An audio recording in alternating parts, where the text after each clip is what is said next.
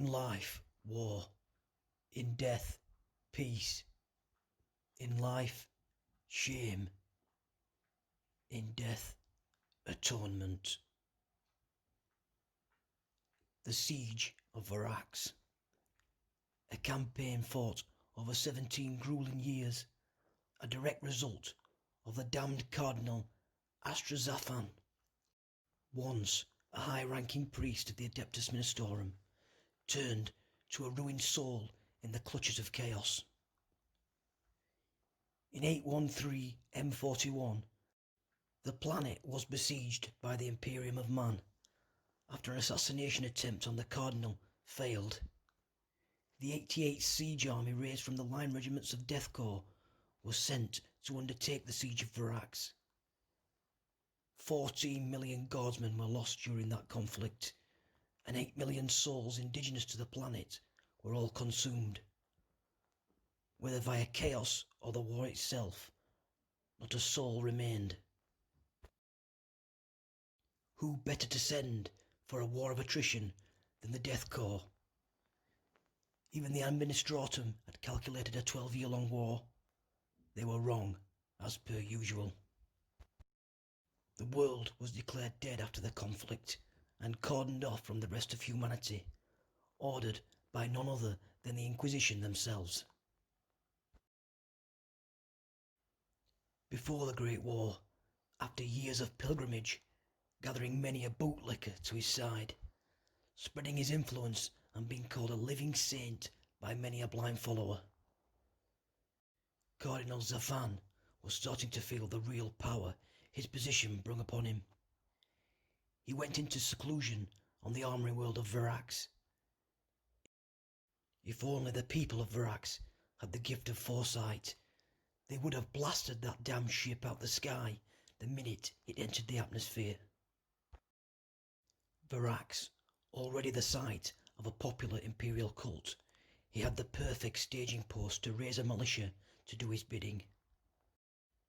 The religious zealotry grew on Vraks, and the Cardinal would do nothing but add fuel to the fire.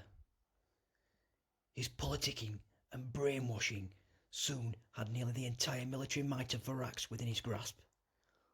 Only Adeptus Abates avoided his rule, the galaxy's own police force. The Cardinal would target the downtrodden, talked of false hope, and gave them the ideals of a better life to cling to. A desperate man will believe just about anything. Fools. Hook, line and sinker, people rose up, igniting the flames of rebellion. This sooner or later reached the ears of the Inquisition through many a spy. The news was a great distress to the Ordo Hereticus, an order with the duty to guard against heresy within an imperial cult. Many a cardinal's personal power had led to corruptions. It was nothing new in this bleak future. Decisive action needed to be taken as soon as possible. So an agent of the Officio Assassinorum was sent to assassinate Zafan during one of his sermons. Laying in wait for many a day, the time had come. The trigger pulled and the shot bouncing off his refractor field. A personal energy shield surrounding the Cardinal. It seems his own anxieties had protected him that day. Many would wish it didn't, as the failed attempt erupted Vraks into full-scale rebellion. It didn't take long for the Cardinal to take control of all major industries within Vraks. Its objectification from the Imperium left many a force of the Astra Militarum without adequate supply, even as far as the Eye of Terror. A lack of arms could potentially cause a major chaos incursion. Like the old saying goes, from many a tiny acorn a mighty tree can grow. The knock-on effect could be devastating. So the Administratum deemed Vraks' prime priority for returning to the fold. But by the time word was received, Vraks had already dug itself deep, ready for an attack. Planet-wide orbital lasers and defensive positions prepared. It fell upon the Death Corps of Krieg, under the branch of the 88th Siege Army to retake Prime. A relishing thought for the faceless men of the Korps.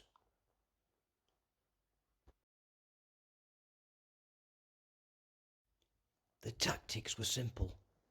Just how many men do we need to throw at the problem for it to go away? The defence lines needed to be overwhelmed, the orbital batteries brought from skyward, and eventually place the flag of the Imperium atop the Vraxian citadel. The 88th was now an expendable resource. The men numbered, not named, to make losses easier to tally on paper. Even the Cardinal described vraks as an oncoming slaughterhouse. The enforcers of his new chaos cult would ensure that all fight the Imperium or face execution. The Labour forces' short-lived freedom was ironic at best. Out of the pan and into the fire, as their new jobs were building defences, then defending them with their lives. Serves them right, I'd say. Traitor militia, disciples of Zafan, call them what you will, the Imperium was coming for them.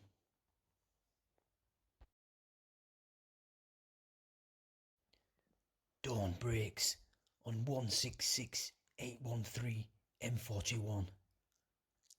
A still quiet is busted wide open as earthshaker cannons fire like the banging of a kettle drum, blasting the lines of defence for hours, until the cannon barrels themselves glowed deep red. The defence lines, using basilisk fire to counter, often falling well short of the Krieg lines, it drew closer, but still the advance was sounded. Thousands of faceless soldiers, shoulder to shoulder, made their steady advance, while ear-splitting artillery fired all around them. At a distance, they would begin to dig miles and miles of trench, all while the artillery softened the enemy lines. The world would soon look like a scarred land of potholes and trench lines. These lads were digging their own graves. Anonymous thought. When the shelling that all ears had now become accustomed to stopped dead, the 149th Regiment, flanked by the 143rd and the 150th, would be the first guinea pigs of battle.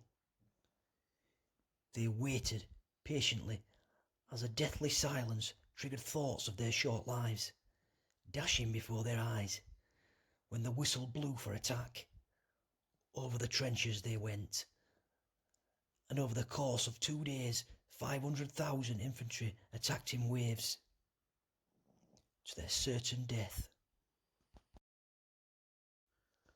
Hunkered down enemies rose from the ground like reanimated corpses to defend their lines. Hailing fire on the advancing infantry, they hacked them down with walls of fire, shells flinging guardsmen 50 yards into the air. Seeing this, the next wave would fix bayonets and make ready. Nothing but death can stop a Kriegsman's advance. At the enemy lines, only a few brave men had made it. Bayonets fixed and lobbing grenades into the enemy trenches before falling to their deaths. Brave lads they are.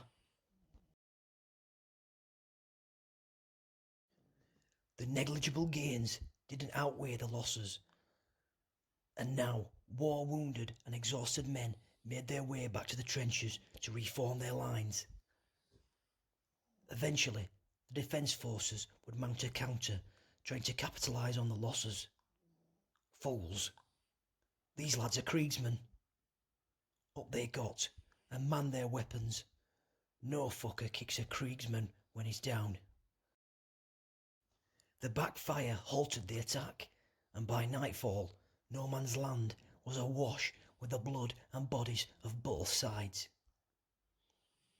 The stalemate meant they were back to square one. Not an inch gained either side, but tens of thousands lost.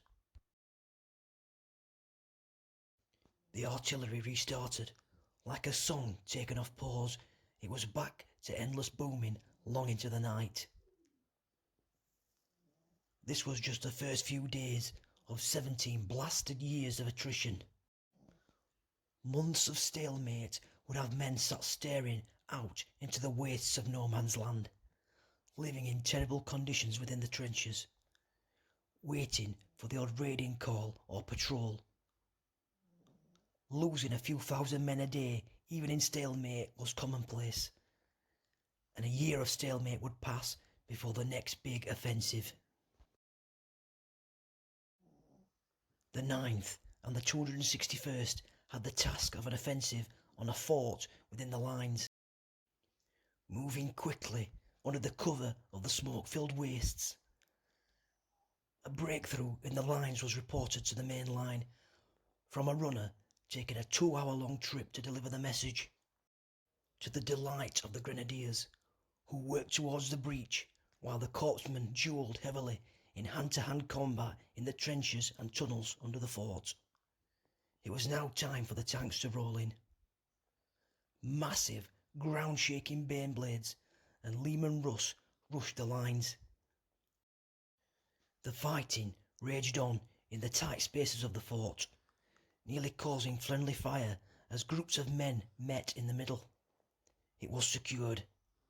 A small victory. The outer line gone. Any enemies now trapped were rolled over with ease. These first objectives were finally taken. But this now opened Hell's Gate as enemy tanks rolled in.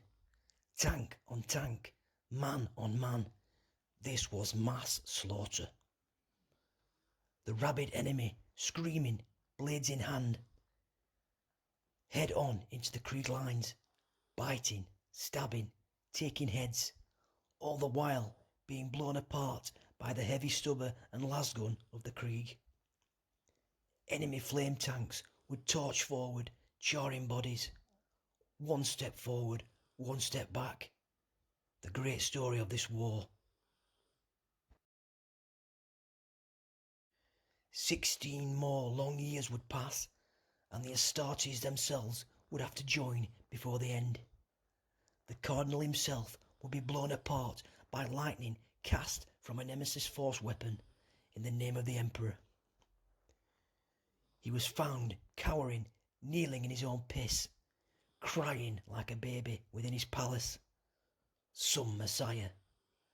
A Messiah of the Apocalypse, he had proclaimed, soaking in his own urine. Another fool whose ideas had stacked bodies like a mountain, put to the sword. In part 3 of our dive into the death core of Krieg, we will cover in detail the mighty Death Riders, men atop of apocalyptic steeds, holding their exploder-tipped lances. These lads weren't into playing games. Horsemen of the apocalypse. So don't forget to pull the pin and throw a sub into the trenches for more. We always need more meat for the grinder.